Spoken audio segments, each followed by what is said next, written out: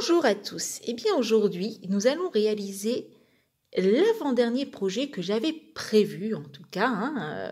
Il y en aura d'autres très certainement, mais ça c'était les planifiés.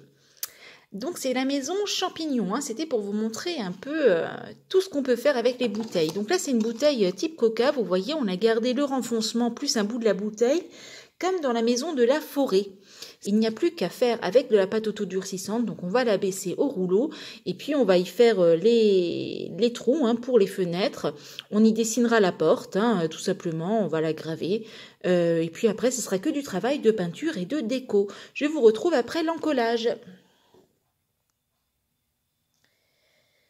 Alors, nous y voilà, donc j'ai fait les deux petites fenêtres sur le côté, j'ai gravé la porte, donc là il y aura vraiment plus que du travail de peinture et de déco à faire. Ça faisait longtemps, changement, changement pour le chapeau de mon champignon. Donc une demi-boule de polystyrène, un bout de carton découpé un peu bizarrement. Là, j'ai mis de l'alu, c'est pour pas que notre pâte autodurcissante ne s'effondre, surtout à la peinture. On n'appuiera pas dessus, par contre, pour la modeler. Et là, en dessous, de l'alu aussi, c'est pour donner un peu plus de forme. Vous savez, pour faire après les trucs là, du champignon, là en dessous, là, enfin bref, les trucs un peu chelous. Là, je vais empâter, je vais laisser sécher. Alors, voilà mon petit champignon. Le dessus, donc là, c'est ce que je vous expliquais. Sur le dessous, vous voyez, j'ai vraiment gravé à la façon d'un champignon. Donc bon, bien sûr, c'est pas très très joliment fini, ça le sera plus tard à la déco. Donc voilà, là le petit couvert, vous voyez, c'est tout mignon aussi. Là, ça fait un petit champignon, quoi en fait. Il y aura plus qu'à peindre, tout simplement, et puis à faire les petits décors. Eh bien, je vous retrouve à ce moment-là.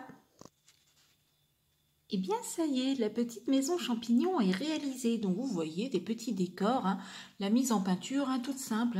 Donc, pour le pied du champignon, j'ai vraiment fait une grosse base de brun et puis ensuite, je suis venue tamponner avec du crème. La petite porte, c'est simplement gravé sur le polystyrène, sur la pâte autodurcissante, des petits cœurs en feutrine. Le bienvenu, je l'ai tamponné avec des mini tampons. Donc voilà, la petite lampe qui fonctionne. En fait, j'ai fait passer la guirlande, vous voyez, par un trou là du toit. Et donc, je l'ai mis dans la lampe. C'est plutôt mignon. Donc, je vous fais des photos. Pensez à vous abonner, c'est gratuit. Vous activez la cloche des notifications. Et on se retrouve très très vite pour un nouveau tuto.